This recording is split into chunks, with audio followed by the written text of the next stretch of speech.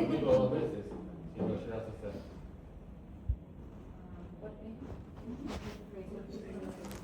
Pero vas a dormir para no después.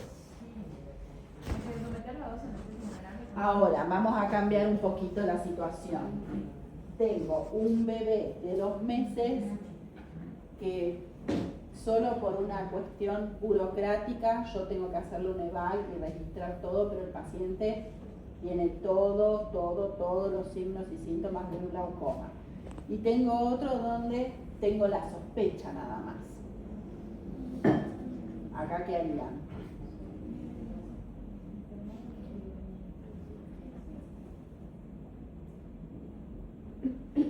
Es que los estudios hay que hacerlos igual porque incluso por una cuestión Sí. legal, para protegernos nosotros también, Sí. o sea, hay que documentarlo sí o sí.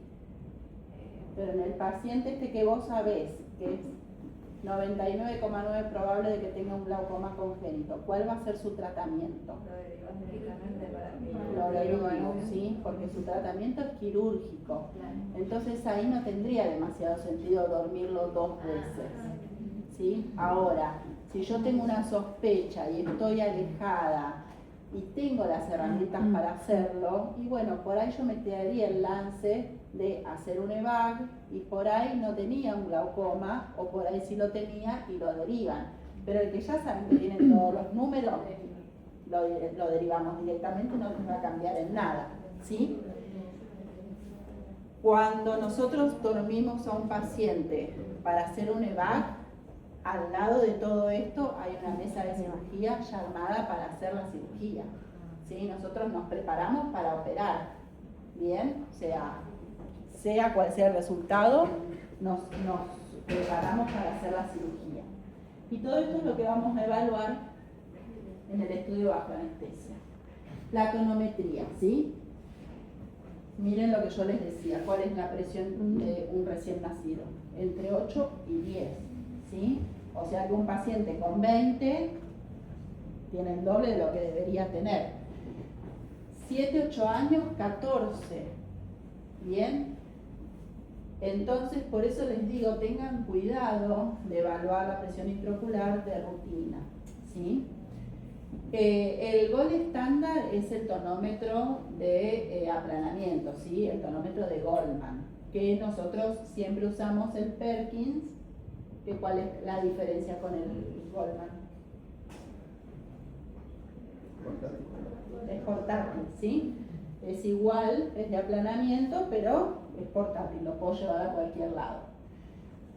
Y después está el tonómetro de rebote que nos sirve para hacer screening, que nos sirve para tener una idea en el paciente que está despierto. Saben que la presión del Likert no es la misma que la del Goldman. ¿En los adultos pasa lo mismo? ¿Sí? Bien. Entonces, sobreestima la presión. ¿Bien?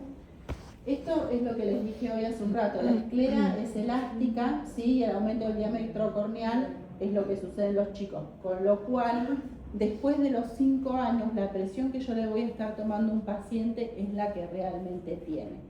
Generalmente, por más que el paciente esté dormido y yo le tome con el Perkins, esa presión nunca es real, ¿sí? Y ahora vamos a ver por qué nunca es real.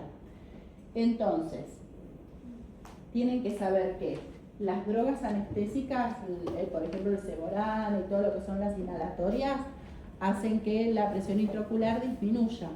Con lo cual yo no puedo dejar que el anestesiólogo esté 15 minutos con la máscara, ponerle una vía y que recién ahí me deje tomar la presión. No. En cuanto en la inducción, ahí mismo yo le hago la primer toma. ¿Bien? Y ahora, lo importante. Un chico con un glaucoma congénito no va a tener 22, 23, 24 y van a estar en la duda, ay, ¿será 21, 22, 23? No, antes de 40, 50, 60 de presión, ¿sí? No van a tener dudas con la presión que le tomen que ese paciente tiene un glaucoma congénito, ¿sí? Yo la semana pasada hicimos un láser en un nene que anda con 40 de presión intraocular como si nada en la vida, ¿sí? No van a tener duda un chico cuando tenga un glaucoma congénito, ¿bien? El diámetro corneal siempre es de buena práctica tomarlo de esta manera, con un compás, ¿sí? Y siempre de forma horizontal, cada punta en el limbo, siempre mayor a 11,5, sospechen. La paquimetría. La paquimetría es muy útil también en estos pacientes, porque el edema de córnea hace que esta córnea se haga más gorda, ¿sí? Con lo cual la paquimetría aumenta, con lo cual la presión que le estoy tomando al paciente es más alta todavía de la que estoy tomando, ¿sí? Entonces, tienen que saber que acá sí es muy parecida a la córnea del adulto, ¿sí? Cuando recién nace 580, 560 y ya después tienen 540, ¿bien? Ahí no van a tener mayores dificultades. Si esto no hacer cálculos estimativos con las tablas, ¿vieron que hay tablas? Bueno, eso para la pediatría no sirve.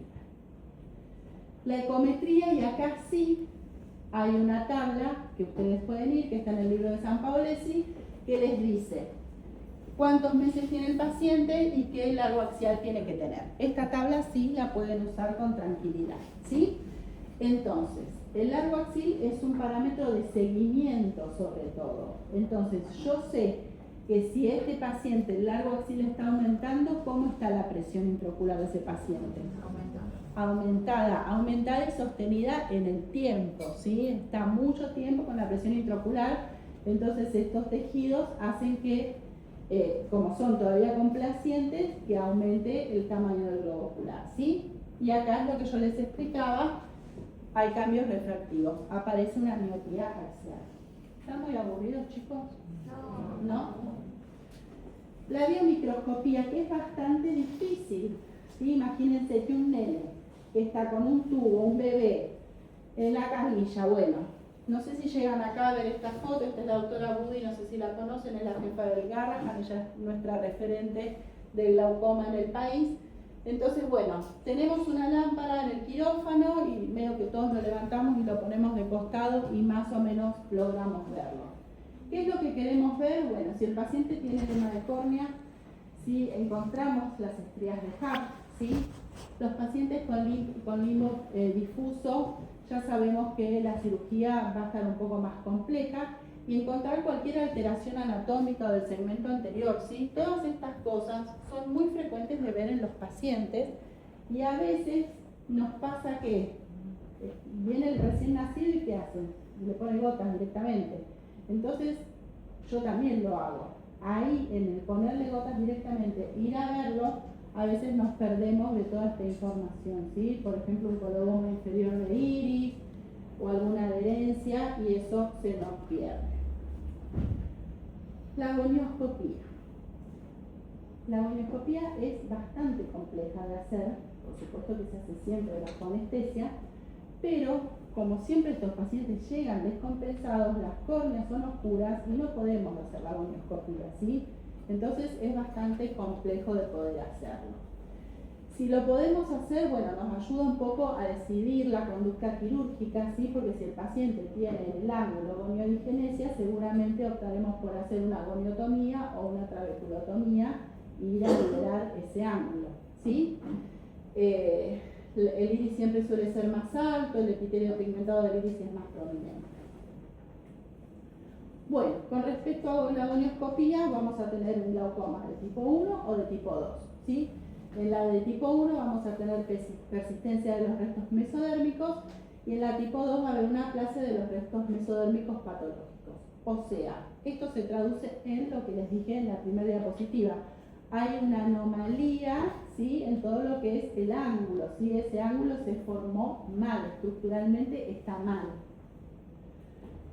Bueno, la evaluación del nervio óptico, sí, que lo hablamos también al principio, tratar de registrar ese nervio óptico. Siempre un chico se lo ve con esto.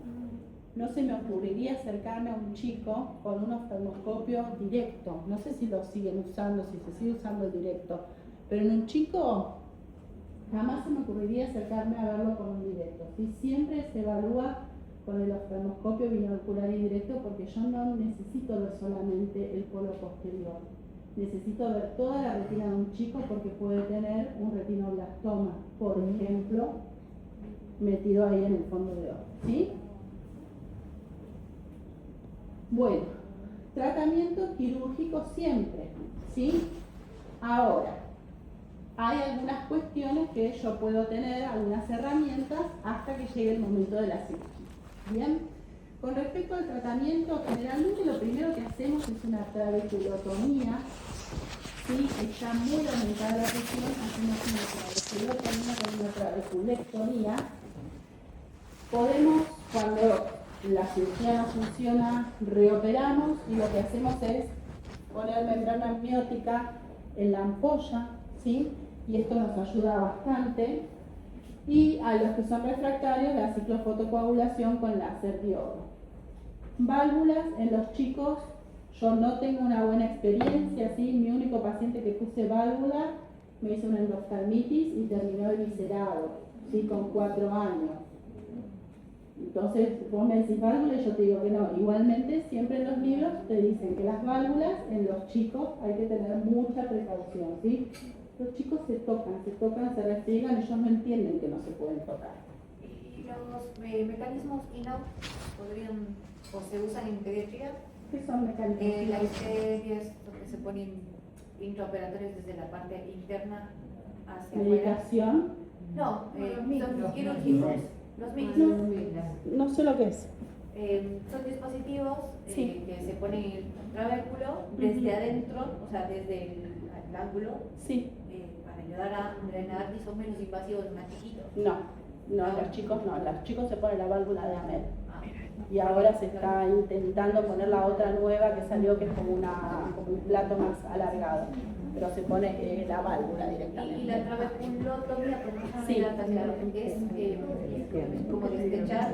Exactamente, se pasa el trabeculótomo, que puede ser de un palito o de 2 palitos. Siempre es mejor el de 2 guías, ¿sí? Porque vos pones una guía adentro y la otra te queda afuera. Y lo que haces es pasar por todo el ángulo y rompes todas esas uniones que tiene. Y eso tiene la funcionalidad tiene. Si está bien hecho, es efectivo. Igual que la trabeculectomía, como que se puede llevar a tapar, cicatriza de vuelta. Eternos no son estos procedimientos, ¿sí? Y el paciente con glaucoma congénito es operado varias veces, ¿sí? A algunos chicos les duran bastante las cirugías y otros pacientes a los 3 meses vos tenés que volver a entrar al quirófano y hacerle algo más. Si el paciente tiene una presión que no está tan descontrolada, te animás a hacer una trabeculotomía.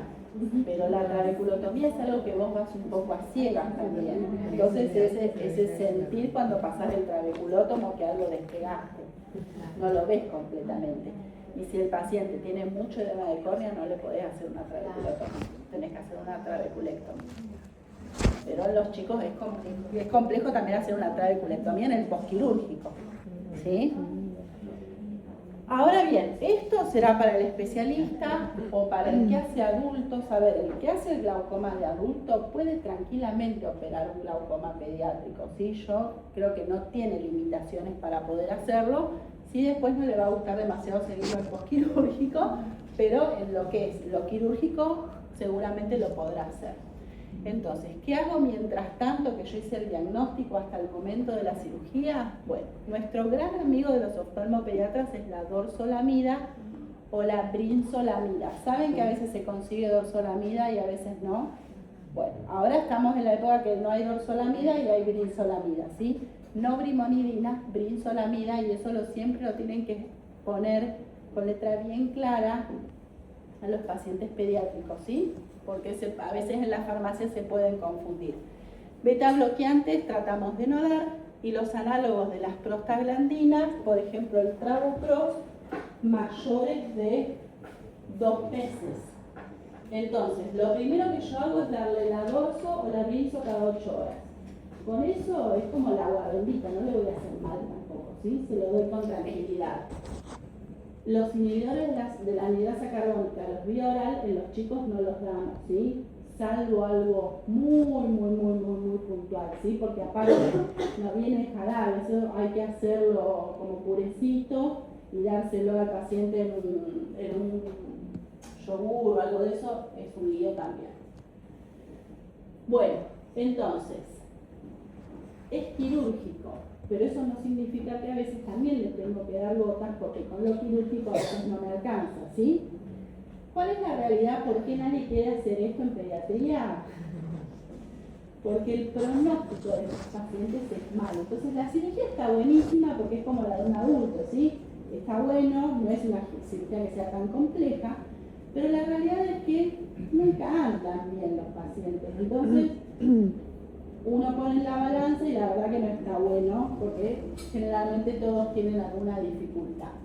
Y ya les digo, no es que lo opero y me olvido, y no. Empiezan con gota, después lo tengo que volver a operar, le tengo que hacer láser, ¿sí? Más o menos todos están en ese camino. Bueno, los inhibidores de la amidrasa carbónica, la dorzolamida y la brinzolamida, siempre en menores de 2 años, sin ningún problema, sin ningún miedo, se lo indican directamente. ¿Bien? Los beta bloqueantes no selectivos, como es el timolol, siempre los chicos lo mandan al pediatra o al cardiólogo, les hacen un electro, les dicen sí puede y ahí empiezan con la dorzolamida timolol, generalmente les suelo dar yo cada 12 horas. Los análogos de las prostaglandinas mayores de 2 años, tengan cuidado en los pacientes que tienen glaucoma unilateral, ¿sí? Porque saben por el tema de las pestañas y de las ojeras, ¿sí? Entonces a veces en los chicos eso se hace bastante evidente y no queda bien. Y solamente en los mayores de 8 años la brimonidina, ¿sí? ¿Cuál es la droga que tiene brimonidina? Que está buenísima. Sí, y otra que es combinada. Esa es hermosa, tiene de todo, pero los chicos, cuidado, ¿sí? Mucho cuidado. Bueno, entonces, el timolol no en prematuros y no en recién nacidos, más allá de que el cardiólogo diga que sí, en estos 2 pacientes no. Pueden hacer bradicardias, insuficiencias respiratorias, apneas y broncoespasmos. La brimonidina, contraindicada en menores de 2 años o en tratamientos con beta-bloqueantes.